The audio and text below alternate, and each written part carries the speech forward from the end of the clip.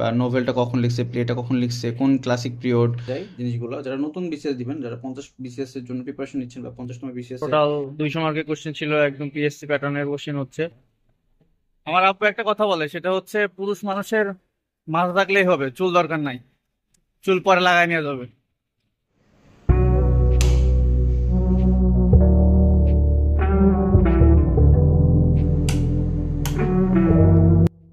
আসসালামু আলাইকুম সবাইকে, ওয়েলকাম টু আনাদার ভিডিও।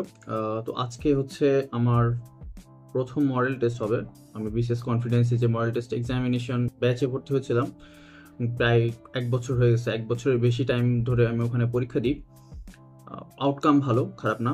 আমার আমার কাছে মনে হয় ডেফিনেটলি আপনারা যদি পরীক্ষা দিতে চান, আপনারা যে কোনো একটা কোচিং সেন্টারে ভর্তি হতে পারেন, কিন্তু আমার কাছে বিসিএস কনফিডেন্সে রাজু যেটা আছে আমার কাছে ভালো মনে হয়েছে। এটা আমি কোনো প্রমোশন ভিডিও বলছি না, আমি জাস্ট নিজের অভিজ্ঞতা থেকে বললাম।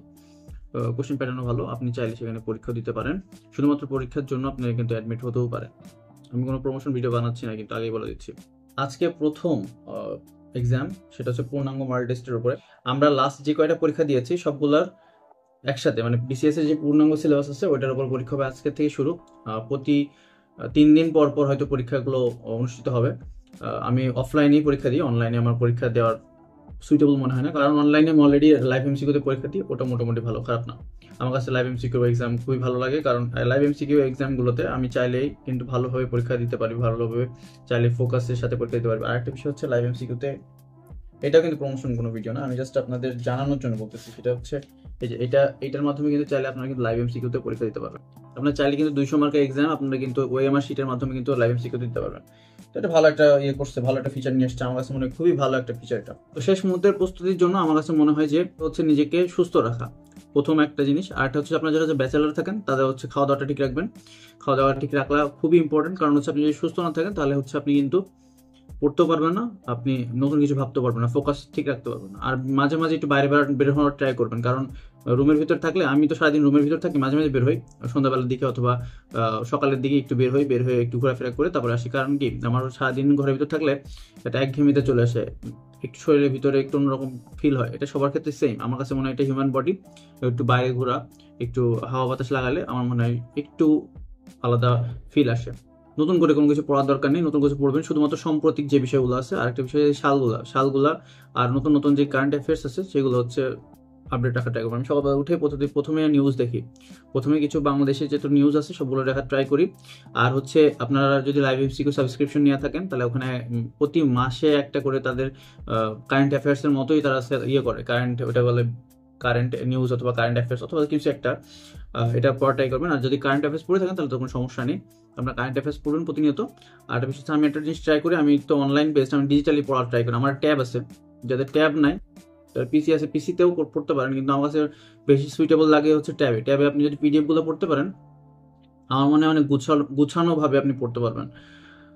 আর একটা বিষয় হচ্ছে আপনার ম্যাথমেটিক্স ট্রাই করবেন প্র্যাকটিস করার। আর যদি প্র্যাকটিস করা হয়ে থাকে, আমার মনে হয় ইংলিশের উপর ফোকাস করবেন, ইংলিশ হচ্ছে ভোকাবুলারির উপর ফোকাস করবেন। আমার কাছে মনে হয় ইংলিশ ভোকাবুলারি অনেক বেশি ইম্পর্টেন্ট এখন। এবং 47 বিসিএস এর পরীক্ষার আমার মনে হয় কোশ্চেন কঠিন হবে। আমার কাছে মনে হয়েছে, আমার গাট ফিলিং বলতেছে যে কোশ্চেন কঠিন হবে, সেই সাথে ইংলিশ কোশ্চেনটাও কঠিন হবে।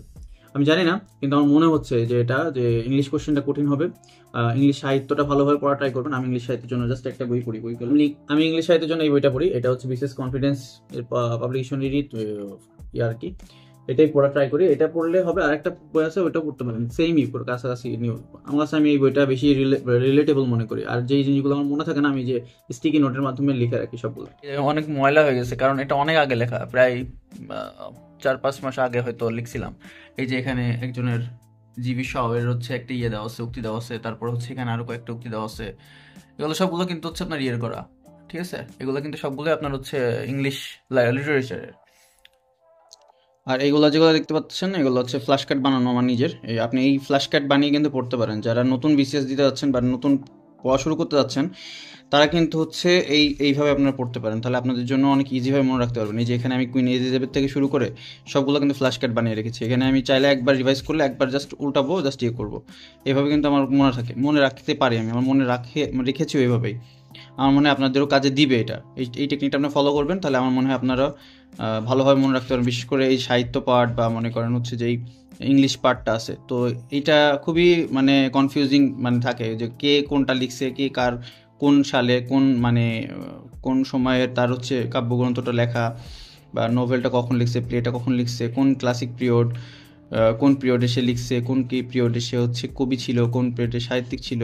তো ওভারঅল আমার কাছে মনে হয় এইভাবে আপনারা যদি ফ্ল্যাশ কার্ড বানায় রাখেন, আমার মনে হয় আপনি ইজিলি আপনার ইয়ে করতে পারবেন, মনে রাখতে পারবেন। আমার কাছে এই যে একবারে এখন দেখে যাব, তো আমার মনে হয় আপনারাও ট্রাই করতে পারেন এটা। আমি এটা ফলো করি, এটা এটা আমি ফলো করে হচ্ছে আগে থেকেই, এটা বললাম তো আগেই, যখন আমি সাহিত্য পাঠটা পড়া শুরু করেছিলাম তখন থেকে আমি ওই ফ্ল্যাশ কার্ড বানিয়ে পড়ি। শুধুমাত্র এটা ইংলিশটাতে আমি করেছি, বাকিগুলোতে আমি ওই যে জাস্ট নোট করতাম, কিন্তু ইংলিশটাতে আমি ফ্ল্যাশ কার্ড বানাতাম, কারণ ইংলিশ সাহিত্য আমার খুবই বাজে একটা ইয়ে ছিল, যে আমি ইংলিশ সাহিত্য পড়তে মনে রাখতে পারতাম না আর কি। ইংলিশ সাহিত্য আমার খুব বাজে ইয়ে ছিল। আমার ফ্রেন্ড বলছিল যে ইংলিশ সাহিত্য বেশি টাইম দিস না, কারণ হচ্ছে ইংলিশ সাহিত্য দেখালে বেশি টাইম দিলে অন্য কিছু ওগুলাতে ইয়ে করতে পারবি না। তো আমি ইংলিশ সাহিত্যে ভালো টাইম দিয়েছি, দিয়ে আমি যেগুলো মনে হয়েছে এগুলো ইম্পর্টেন্ট সেগুলোর ভিতর থেকে ইয়ে করছি।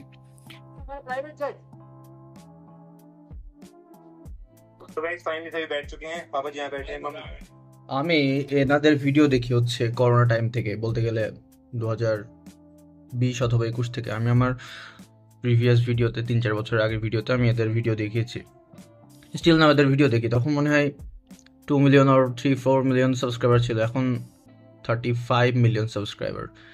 মানে মানে আল্লাহ চাইলে যে কি সম্ভব, আসলে কিছু কিছু সময় আমাদের সামনেই প্রমাণ থাকে যে আল্লাহ চাইলেই মানুষকে উপরে তুলতে পারে, আল্লাহ চাইলে মানুষকে একদম অধঃপতনে নিয়ে যেতে পারে।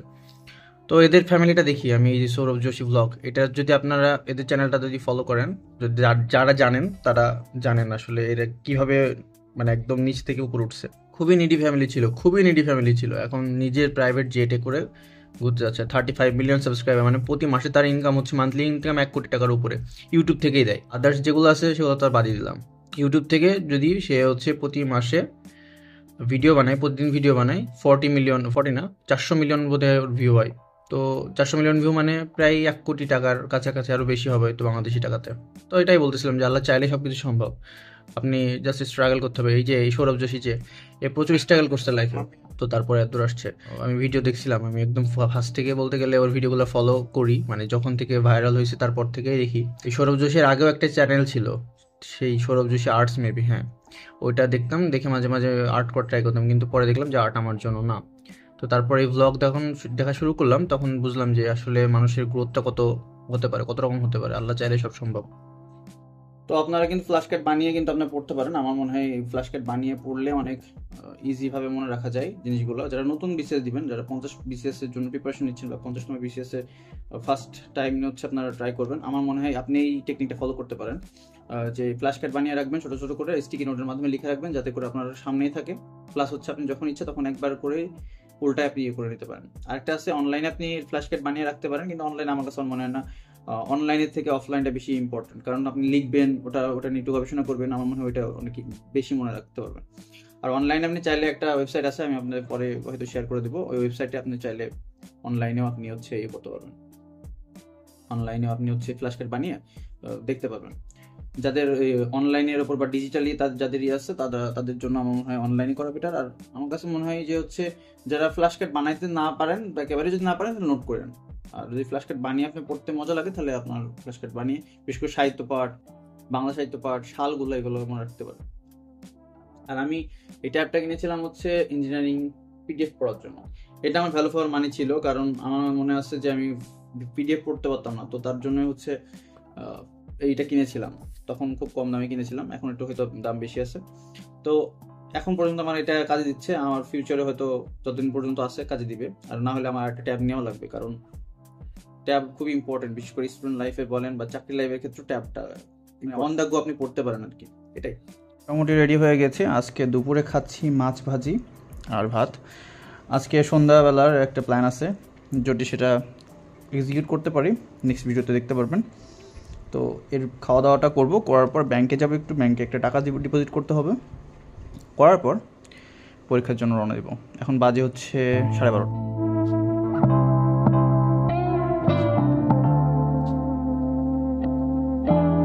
চুলের অবস্থা খুবই খারাপ, চুলের অবস্থা খারাপ। অনেক যখন লাখ লাখ টাকা হবে সেই সময় হেয়ার ট্রান্সপ্লান্ট করে নেবো। আমার আব্বু একটা কথা বলে, সেটা হচ্ছে পুরুষ মানুষের মাথা থাকলেই হবে, চুল দরকার নাই। চুল পরে লাগাই নিয়ে যাবে। এটা হচ্ছে মালিবাগ মোড়, এটাই বলতে গেলে। আর এটা হচ্ছে বাংলাদেশ আই হাসপাতাল, ঠিক এই জায়গাতে। ওই যে বিসিএস, তারপর ওরাকল সবগুলো একসাথে আছে। আমি বিসিএস এর কনফিডেন্স শাখাতে পরীক্ষা দিই। আজকে হচ্ছে ফার্স্ট মডেল টেস্ট। আমি জানি না কেমন হবে, জানাবো আপনাদের কেমন রেজাল্ট আসছে, সেটাও জানাবো, সমস্যা নাই। অ্যাটলিস্ট আপনারা জানবেন যে কি অবস্থা হচ্ছে সবকিছু। সর, নাই কিছু আমার কাছে খাওয়া দাওয়ার মতো কিছু নেই, যা সর। সর না, আরে আমি এমনিতে কুকুর ভয় পাই।